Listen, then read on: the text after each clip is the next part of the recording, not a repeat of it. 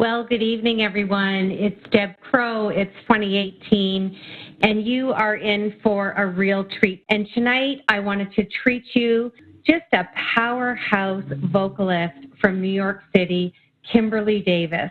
But she has had a #1 hit last summer called My Fire that went to #1 on the Billboard dance chart. And right now, she's got another wonderful song, You're Good for Me, which I'm so excited to talk to her about, and it's currently on the Billboard chart. So Kimberly, welcome to the Change Book Radio Show. Hello, how are you? I know that you are a busy lady because Mike informed me. So now I know you're born and raised in New York, and I would love for you to share with the listeners a little bit about your family, because I know you come from a musical family. So tell us a little bit about where things started and kind of where it took you after high school. Yeah, well, actually, I've been singing since I could talk. So the minute I started talking, I was singing. And that's just how, I was singing commercials, I was singing anything on the radio, anything that anybody ever, anything musical. I was just down with it. When you have the music in you, I can't even believe that to this day there are songs that I know that I really should know because they were either out when I was a tiny, tiny baby or before I was born. It's totally what we did. We sang in the lunchroom. Everyone, I've still bonded with those friends that I made in high school and everything. So that's just what it is. Well, my mother was a singer and my father was a musician, and my aunt could sing, grandma could sing. Everybody had it in them. So it was like inevitable. I was going to be singing. I was just going to be singing. There's no way that I wasn't going to be singing.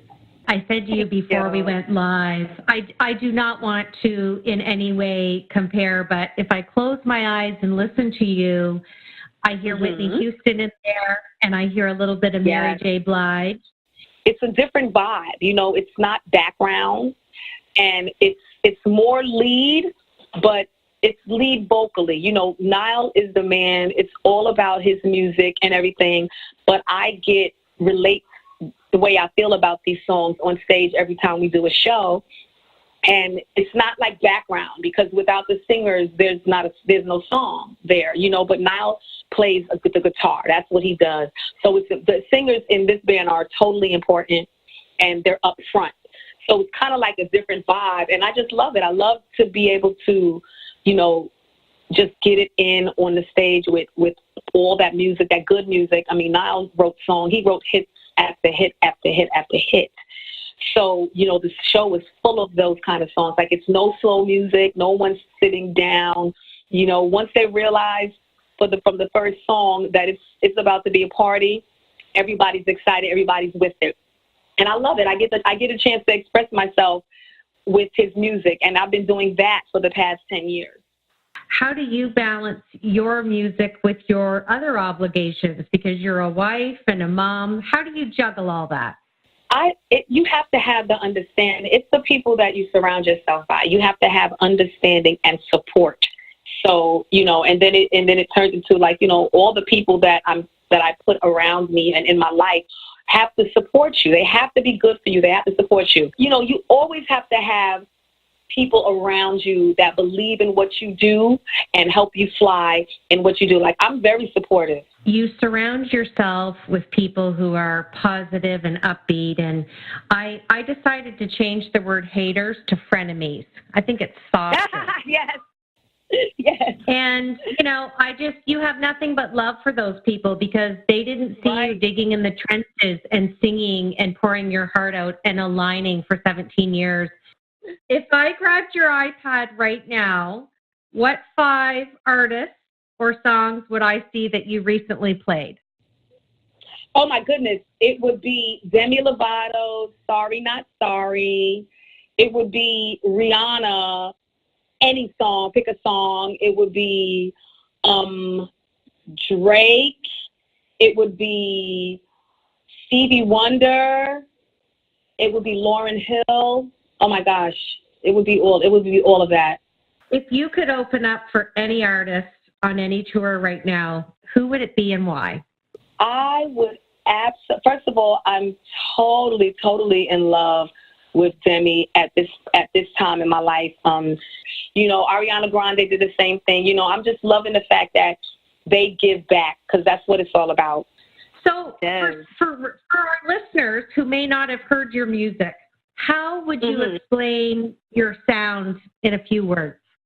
I sing with conviction, which is probably why you said earlier you get from me you get the cross of Whitney and Mary J. Whitney is very soulful, very gospel, very, church-filled. That's what we were taught.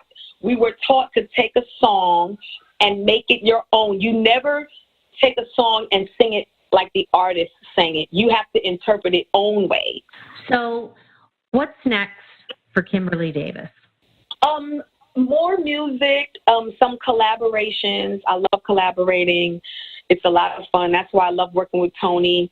We have he's like my musical brother, Tony Moran, in the studio. We get in there and we just start making stuff up, and it's just awesome. And I think I work better that way. So definitely some more collaborations and some more music. We've got Mike on deck. Mike is always going to be there to help me put it together. If I can't figure out how to say it, Mike is going to always be there to help me figure it out. Love you, Mike. In your videos and when I see you doing different things with them, you are just so in the zone and having so much fun, and your passion just radiates. Absolutely. It's times when I never know what's going to come out. Absolutely. And that's with Tony. And then Tony knows that. I mean, Tony's like, I already pressed record, Kim. So that's just what it is. And I record with Niall all the time. We have, he has a new Chic album coming out. Well, I think some of the best things in our life comes from being present, being in the moment, and just going with the flow. And I say that respectfully and wholeheartedly, because you can hear a beat, you can hear some lyrics, and like you said, you need to be an authentic artist and feel it and be able to put Kimberly Davis's flavor on it. So such a treat to have Kimberly Davis on the show tonight, and so full circle. Mike Greenlee is our February 2018 sponsor as we close out the month. Mike is a speechwriter, a speech coach, and a lyricist, and to have Kimberly Davis on the show tonight, and I want to thank you again for sharing your time with me. This is Deb Crowe from the Changebook Radio Show. Have a great week.